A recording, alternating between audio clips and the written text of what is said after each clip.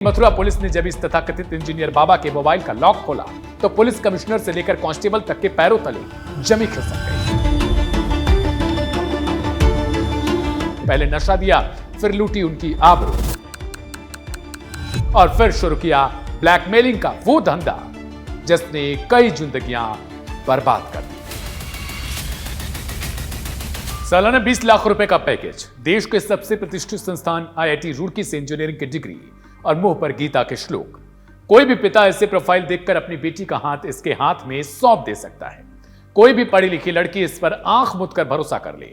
लेकिन मथुरा पुलिस ने जब इस तथाकथित इंजीनियर बाबा के मोबाइल का लॉक खोला तो पुलिस कमिश्नर से लेकर कांस्टेबल तक के पैरों तले जमी खिसक गई। इस मोबाइल में कैद थी 12 से ज्यादा हाई प्रोफाइल लड़कियों की वो चीखें जिन्हें इस दरिंदे ने पहले नशा दिया, फिर लूटी उनकी आबरू और फिर शुरू किया ब्लैकमेलिंग का वो धंधा जिसने कई जिंदगियां बर्बाद कर दी। नमस्ते, मेरा नाम है दिव्यांशु सिंह। क्राइम कथा के आज के इस एपिसोड में आपका बहुत स्वागत है। इस वीडियो को आप तक पहुंचाने में हमारी मदद की है TR मंगलम यूनिवर्सिटी ने।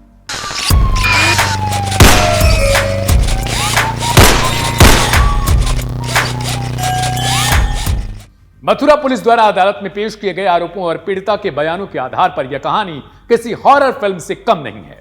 पुलिस के मुताबिक इस शातिर अपराधी का असली नाम अभिषेक मिश्रा है, जो ओडिशा का रहने वाला है और पिछले 3 साल से मथुरा के राधा कुंड में अधिकारता नारायण दास बनकर भोली भाली लड़कियों का शिकार कर रहा था।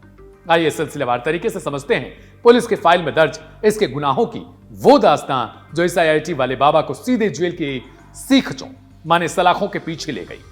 पुलिस एफआईआर के मुताबिक अभिषेक मिश्रा अनपढ़ महिलाओं को निशाना नहीं बनाता था। उसका पहला आरोप यह है कि वह जानबूझकर सोशल मीडिया पर बीटेक, एमटेक और नर्सिंग करने वाली उन लड़कियों को ढूंढता था जो मानसिक तनाव या करियर को लेकर परेशान थीं। वह अपनी आईआईटी की डिग्री को विजिटिंग कार्ड की तरह इस्तेमाल करता था ताकि लड़कियां उस पर शक न करें। छत्तीसगढ़ की पीड़ित छात्रा ने पुलिस को दिए अपने बयान में जो आरोप लगाया वह रोंगटे खड़े कर देने वाला है। आरोप के मुताबिक जब लड़कियां पूरी तरीके से उसके प्रभाव में आ जाती तो वो उन्हें मथुरा के गोवर्धन क्षेत्र में स्थित अपने राधा कुंड आश्रम में बुलाता। लड़कियां सोचती थी कि वे भगवान की शरण में जा रही हैं, लेकिन उन्हें यह नहीं पता कि वे साक्षात शैतान की गुफा में कदम रख रही हैं। आश्रम पहुंचते ही बाबा का असली और घिनौना रूप सामने आता था। लेकिन यहां वो कोई ताकत का इस्तेमाल नहीं करता था, बल्कि इस्तेमाल करता था एक खास केमिकल का। अब वो चीजें सिलसिलेवार आपकी स्क्रीन पर। नशीला प्रसाद। आश्रम में आने वाली पीड़ित युवतियों को वह दूध या खाने के प्रसाद में तेज नशीला पदार्थ मिलाकर दे देता था। इसके बाद बेहोशी में दुष्कर्म। जैसे ही लड़की अचेत या बेहोश होती, अभिषेक मिश्रा उसके साथ दुष्कर्म यानी यौन शोषण करता। सीक्रेट कैमरे में शूटिंग। सबसे खतरनाक बात, वो इस पूरी घिनौनी करतूत की अश्लील तस्वीरें और वीडियो अपने मोबाइल फोन और सीक्रेट कैमरों में रिकॉर्ड कर लेता था। अगली सुबह जब पीड़िता को होश आता तो वो रोती चिखती तो इंजीनियर बाबा अपना असली रंग दिखाता। वो मोबाइल स्क्रीन पर अश्लील वीडियो प्ले कर देता। वो धमकी देता, अगर मुंह खोला या पुलिस के पास गलती से भी गई तो ये वीडियो तुम्हारे परिवार, कॉलेज और सोशल मीडिया पर वायरल कर दूंगा। बदनामी के डर से ये लड़कियां घुटने टेक देती थी। लेकिन ये खेल सिर्फ जिस्मानी शोषण तक नहीं रुका। वो इन वीडियो के दम पर लड़कियों से लाखों रुपए वसूलता। जो लड़कियां 20 लाख के पैकेज वाली नौकरी छोड़कर उसकी दासी बन गई थीं, वे अब उसके लिए पैसे उगाने का एक जरिया बन चुकी थीं। पर पाप का घड़ा कहते हैं एक दिन जरूर भरता है। इस काले साम्राज्य का अंत तब होता है जब छत्तीसगढ़ की एक बहादुर बीएससी नर्सिंग की छात्रा ने हार मानने से इनकार कर दिया। उसने हिम्मत जुटाई और मथुरा पुलिस में शिकायत दर्ज करवाई। शिकायत मिलते ही मथुरा पुलिस की वो गोवर्धन थाना टीम ने जाल बिछा दिया। पुलिस ने जब राधा कुंड के उस आश्रम पर छापा मारा तो दृश्य देखकर पुलिस वाले भी दंग रह जाते हैं। वहां से 2 लड़कियों को बंधक जैसी हालत में मुक्त कराया गया। जब अभिषेक मिश्रा का मोबाइल जब्त किया जाता है तो उसमें 1-2 नहीं बल्कि 1 दर्जन से ज्यादा लड़कियों की आपत्तिजनक तस्वीरें और वीडियो मौजूद थी जिन्हें दिखाकर वो उन्हें ब्लैकमेल कर रहा था। जनपद मथुरा के थाना गोवर्धन में एक प्रकरण संज्ञान में आया है। राधा कुंड मोहल्ला है, वहाँ पर ये विगत लगभग 4 वर्ष से एक युवक रह रहा था जो कि अपने आप को प्रवचन देना बता रहा था ऑनलाइन गीता पर। उसके प्रवचन में फंस करके और कई बच्चियां जो है जो कि बालिग बच्चियां थी जो कि इंजीनियरिंग बैकग्राउंड से और पढ़े लिखे बैकग्राउंड से वो आकर के वहाँ पर रह रही थी और उनको ब्रेन वॉश करके, और ये लगातार उनका शोषण कर रहा था। कई बच्चियों ने शारीरिक शोषण की भी बात बताई थी।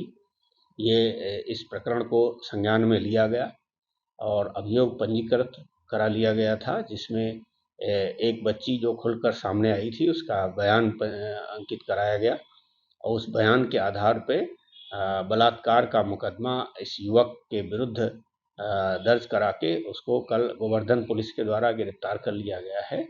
ये आईआईटी रुड़की से 2017 से 2021 का पास आउट है मैकेनिकल में। उसके बाद से ये लगातार ऑनलाइन प्रवचन भगवत गीता का दे रहा था और ये जो वहाँ से 3 बच्चियाँ बरामद हुई थी और जिनको वहाँ से नशा मुक्ति केंद्र में उनके परिजनों के द्वारा ले जाया गया है और इस पर पूरे प्रकरण की जांच गोवर्धन पुलिस के द्वारा की जा रही है। जो भी तथ्य पाए जाएंगे उसमें वैधानिक कार्रवाई मथुरा पुलिस के द्वारा की जाएगी। सर, किस तरीके से लड़कियों को फंसाता था और किस तरीके से उनका शोषण करता था, क्या निकल कर अभी तक जांच में आया? बताया जा रहा है पहले भी पूर्व में हंगामा हुआ था, लेकिन सफल नहीं हो पाया था उसमें। ये चूँकि इंजीनियरिंग बैकग्राउंड का था, पढ़ा लिखा ये युवक है, तो ये बहुत आसानी से उनको अपने जाल में फंसाता था और उनका धार्मिक बिंदु रख करके उनका ब्रेन वॉश करता था। पिछले 6 महीने पहले भी एक परिजन आए थे जो कि अपने बच्ची को यहाँ से ले गए थे, वो बालिग बच्ची थी। तब भी इन लोगों के द्वारा काफ़ी वहाँ पर हंगामा किया गया था कि किडनैप करके ले गए हैं। उस प्रकरण की भी जांच की गई थी, तो वो उनके परिजन थे, उनकी बच्ची यहाँ पे रह रही थी, तो वो लोग आकर के लेके गए थे और उसको काउंसलिंग करके उनके पास ही वो रही थी। विगत में यह संज्ञान में आया था लगभग 2 दर्जन लड़के लड़कियां वहाँ पर थे, लेकिन धीरे धीरे इसकी हरकतें देख करके सभी लोग वापस हो गए थे। अभी ये 3 लोग थे जिनको रेस्क्यू किया गया है। इसके बाद ये मोहल्ले में भी जो लड़कियां हैं उनको भी आकर्षित करने का प्रयास कर रहा था, ऐसा तथ्य संज्ञान में आया है। अभी इसको गिरफ्तार करके कठोर विधिक कार्यवाही मथुरा पुलिस के द्वारा की जा रही है। क्या कुछ विदेशी ताले जुड़े हुए नजर आ रहे हैं? ऐसे जांच की जाएगी? नहीं, इसमें किसी विदेशी तत्व का नहीं है। ये पहले किराए से रहता था। ये साधारण मूल रूप से उड़ीसा का रहने वाला है और उड़ीसा से ये इसके परिजन वहाँ पर रहते हैं और इसका सिलेक्शन हुआ था। रुड़की से इसने इंजीनियरिंग पास किया है और पहले किराए से रहता था। इसकी माँ भी साथ में रह रही थी, लेकिन कुछ दिनों से इसकी माँ भी इसकी हरकतें देख करके इसकी माँ भी वहाँ से चली गई है। अब इसने अपना वहाँ पर घर बना लिया था और उसमें भी ये संज्ञान में आया है कि जो बच्चे बच्चियां रह रहे थे यहाँ पर, उनके घरों से उनको इमोशनली ब्लैकमेल करके उनसे भी पैसा मंगवा रहा था। पुलिस इस बिंदु पर भी जांच कर रही है। तो इसके मोबाइल से कुछ वीडियो फोटो बरामद हुए? जो अभी परिजनों के पास फोटोग्राफ्स हैं वो इंटीमेटिंग पोजीशन में हैं, जो बच्चियों के साथ में हैं और वो आपत्तिजनक हैं फोटोज, वो भी विवेचना में सम्मिलित किए जा रहे हैं। और भी परिजनों के पास अगर इस तरह के फोटोग्राफ्स हैं उनको भी कलेक्ट किया जा रहा है। कुछ आसपास के लोग हैं वो भी संपर्क में आए हैं, वो भी साक्ष्य दे रहे हैं इसकी हरकतों को लेकर। इसमें बहुत ही कठोर विधिक कार्रवाई की जा रही है। सर, गंधर्व विवाह को लेकर बात सामने आई है, किस तरीके से गंधर्व विवाह करता था, क्या जांच पड़ताल हुई है? ये बच्ची ने अपने बयान में बताया है कि ये बोल देता था कि ये हमारा आपसे गंधर्व विवाह हो गया है और उसके बाद ये रहता था उसके साथ में। कुछ युवक भी साथ में रहते थे, उनका भी किसी से भी गंधर्व विवाह कह करके विवाह करवा दे रहा था।